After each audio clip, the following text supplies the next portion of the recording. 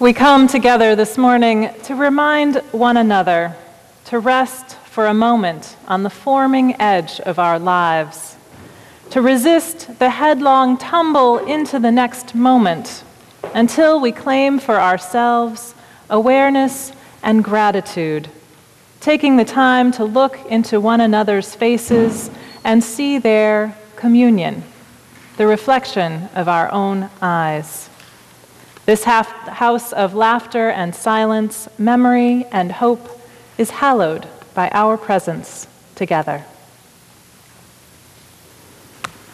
We honor our presence together by lighting our chalice, and Kian Silva is going to help us this morning.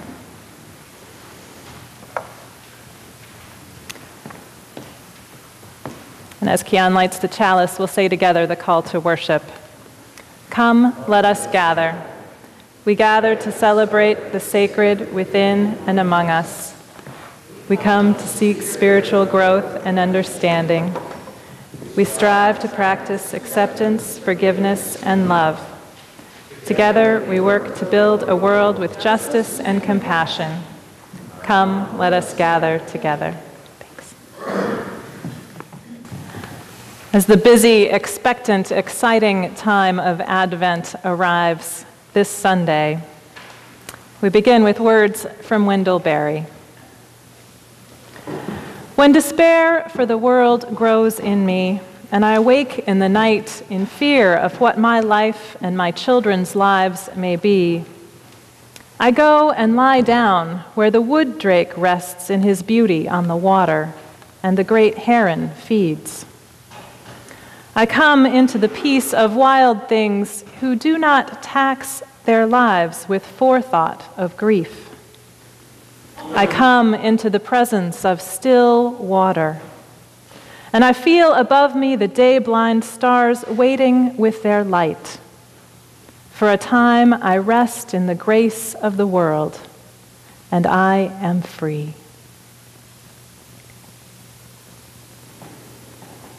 This morning we contemplate the gift and blessing of the kind of peace that cannot be bought, but is all around us, waiting for our attention, for our full presence. Each year we mark the darkening days leading up to the winter solstice, as well as this Christian New Year, by celebrating Advent. Advent literally means arrival or coming. And here we celebrate the many spiritual truths we hope, expect, and long for to arrive in our lives and in our world.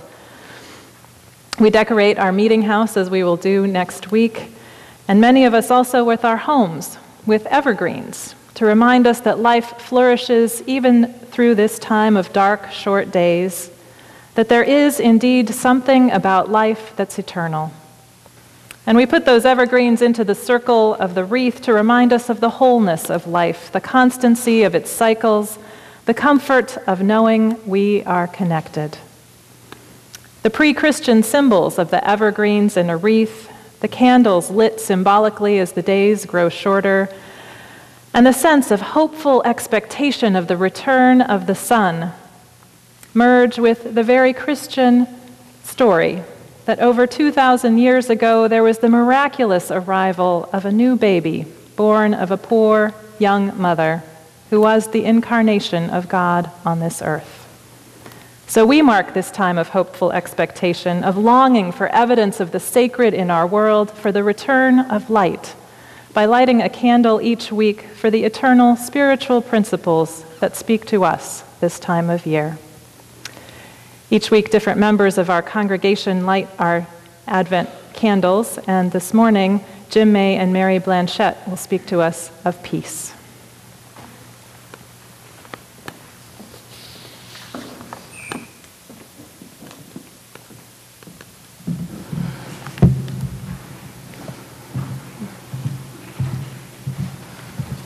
Good morning.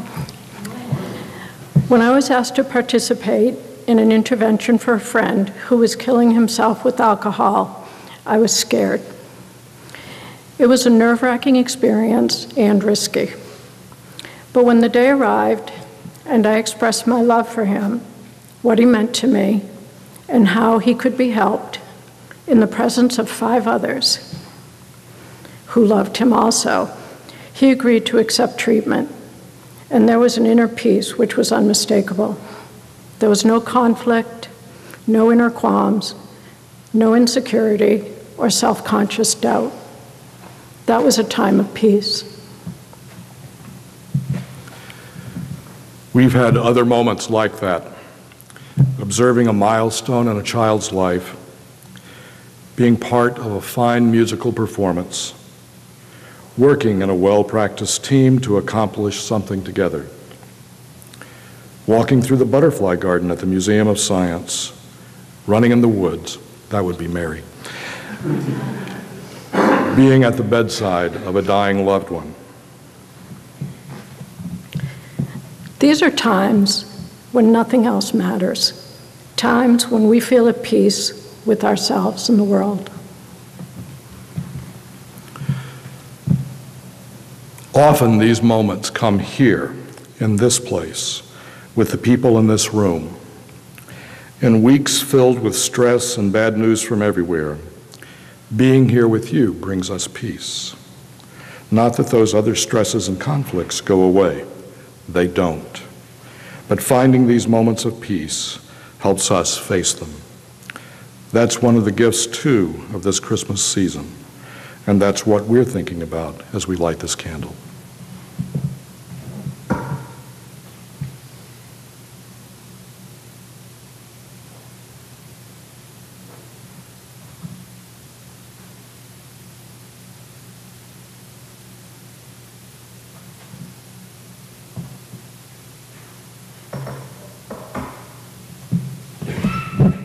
Good morning.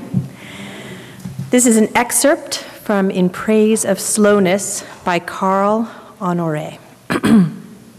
On a sun-bleached afternoon in the summer of 1985, my teenage tour of Europe grinds to a halt in a square on the outskirts of Rome.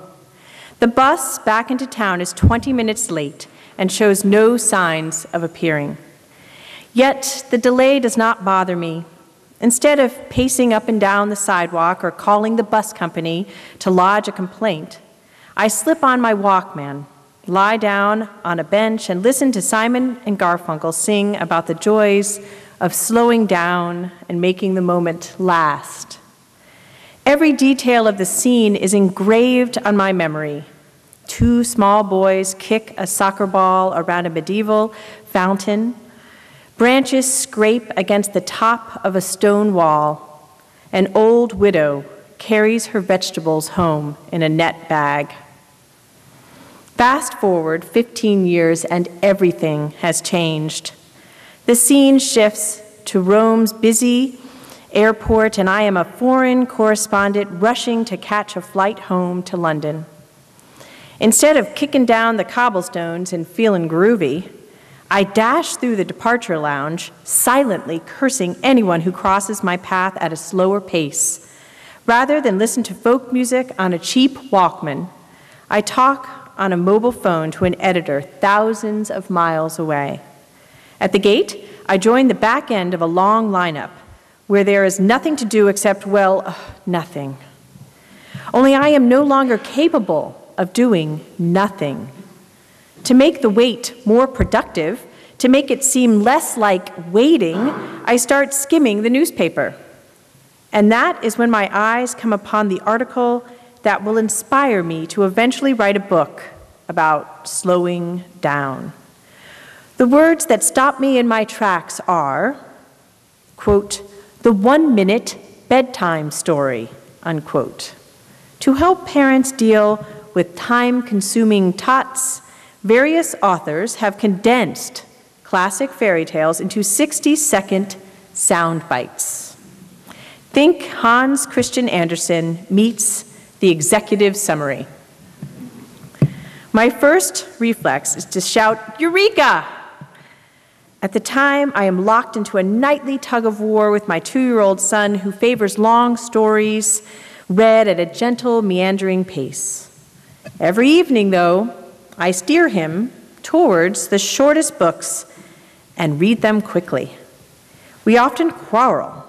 "You're going too fast," he cries. Or as I make for the door, "I want another story." Part of me feels horribly selfish when I accelerate the bedtime ritual, but another part simply cannot resist the itch to hurry on to the next thing on my agenda: supper, emails, reading, bills, more work, the news bulletin on television.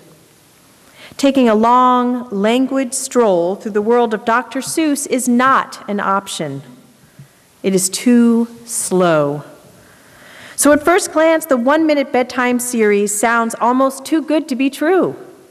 Raffle off 6 or 7 stories and still finish inside 10 minutes. What could be better?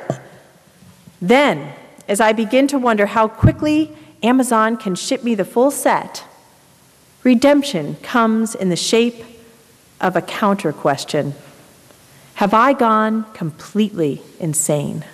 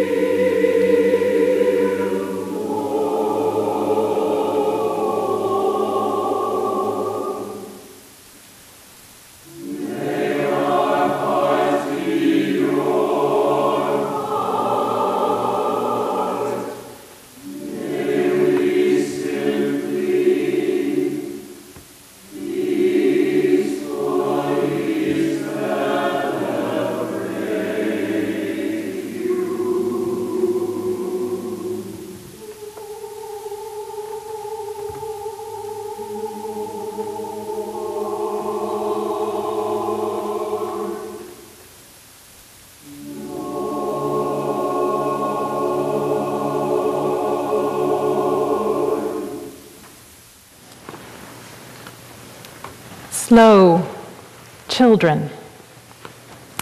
I know you've seen the street sign too. Usually found in residential neighborhoods, it's meant as a caution to drivers who might otherwise barrel down the street thoughtlessly. Slow, children. Those 2 words and 1 punctuation mark speak volumes. This is a place where children live. Children who are loved. Please drive slowly that they may live. And of course, beyond that, there's even more. all the layers and hopes and dreams their parents have for them, the perennial challenge of protecting and raising children well, the sense of vulnerability that we all have. I know that's what the sign means to invoke for us, and I often read that just so. But sometimes I like to read it a little differently, too, in a way that makes me pause all the same, but also makes me smile. Sometimes I like to imagine that it says, slow, comma, children. Slow down, children of the universe. Go slow, children of the God who made all life in its mysterious beauty and fragility. Take it slow, all of you who are still growing, though past a certain age you're loath to admit it. Slow because life is a great gift we are meant to savor, not gulp. Slow, children. Life gets its deepest meaning when we have space of heart and presence of mind to let it all in. We grow best, all of us, still children of someone and something greater than us all, when we have time to let in the wisdom of our experience and let that guide our choices. To do all of that, we must move slow, children. Maybe I intentionally misread the sign because it's exactly the reminder that I need daily. I can't drive through enough residential, family-filled streets to keep it current. It's the combination that's key, to take it slow, and that we're not literally, but figuratively children, all of us. We rely on the benevolence of others for our well-being. We're held in the arms of a force of life and love grander than ourselves. We're still growing into who we are and what it means to be human in this world. And though we might fight it, we pray we never stop that growth. We are children, in a way. We have plenty of responsibilities, including being an adult in our work and in our relationships as we parent our children and care for our parents and do the million other things that are asked of us as people of a certain age. But deep in the heart of each of us, where the greatest wonder and the deepest fears and the highest hopes reside, there still is a child. What's she talking about, you might ask yourselves, and I don't blame you. Who has time to think about that child place in us when there's shopping to be done, meals to prepare, travel to be planned? That inner child often has to wait in line behind all the living, breathing, demanding children right in front of us, again, of any age. But the pull this time of year is strong, isn't it? To turn inward, to measure our lives in some way.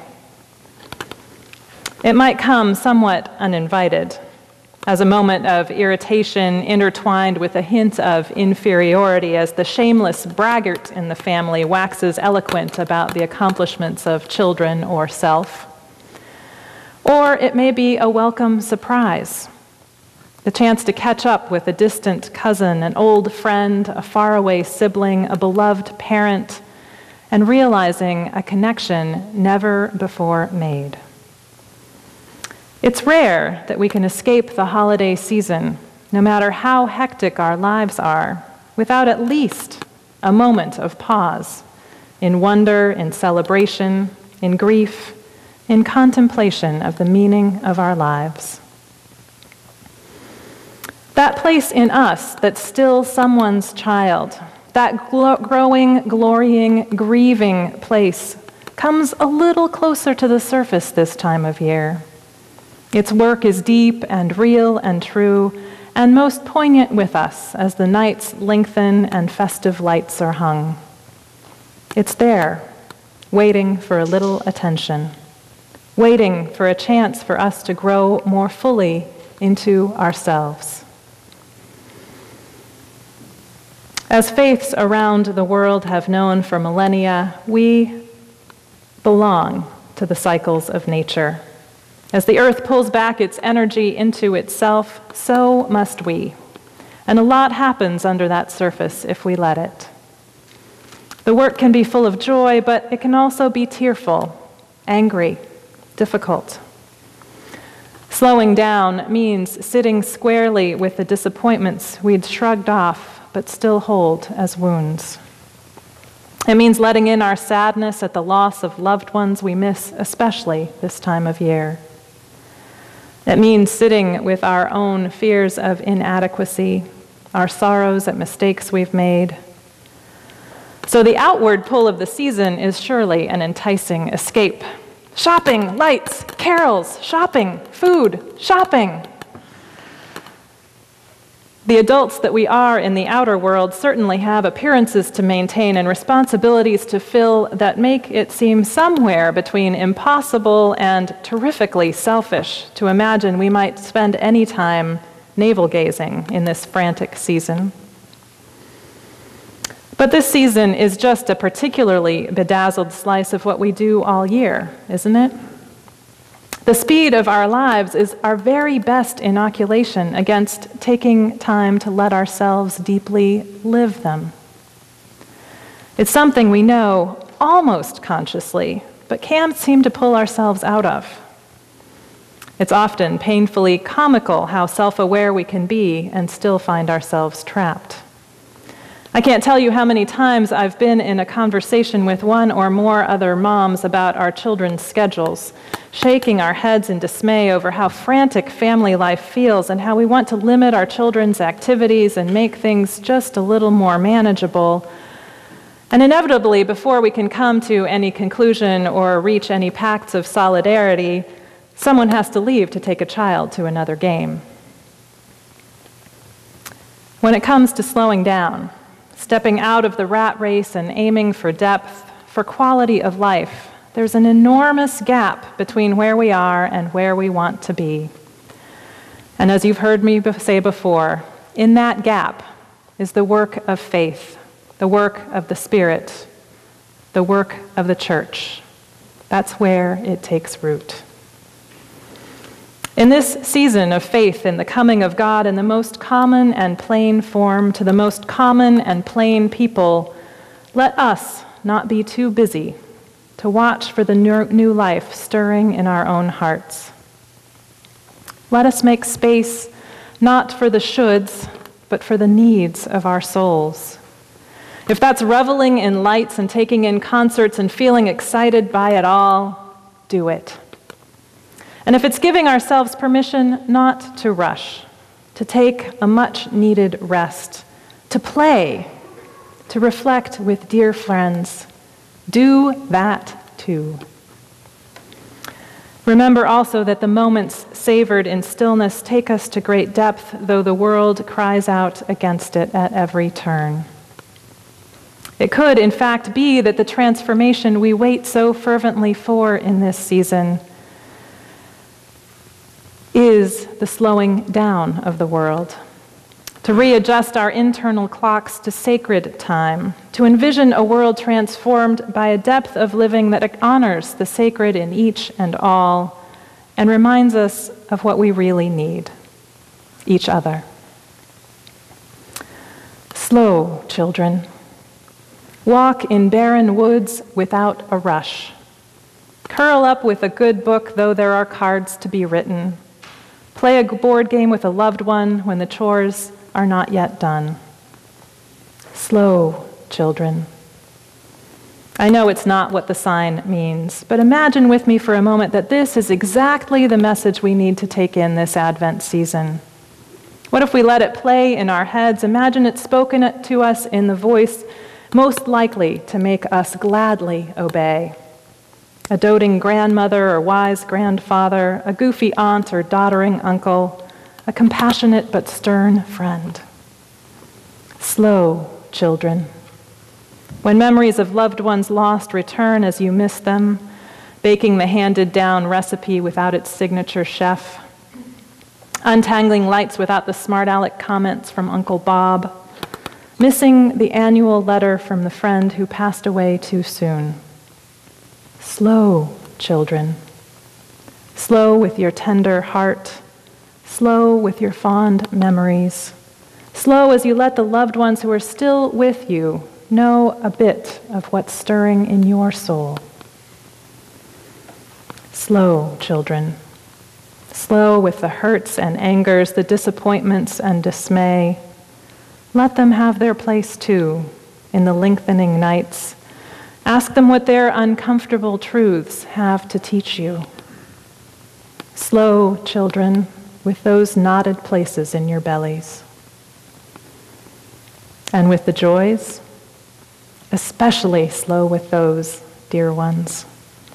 With the delight of new love in life, the eager anticipation and delightful welcome of a new child, the satisfaction of work that feeds the needs of our spirits, the delight in the well-being of our nearest and dearest, the thrill at Thanksgiving for the many miracles that can make all of life a celebration. Slow, children. Each and every gift of life was meant to be savored. Let God arrive in us and with us anew in every form, that we may bring to birth new life, new truth, new visions for our world and the world to come, right here, right now. May it be so.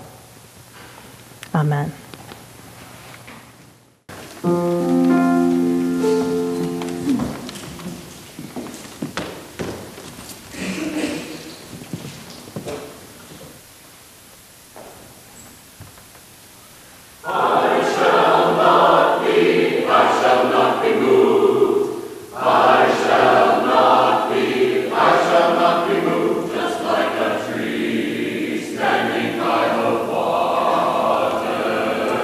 I shall not be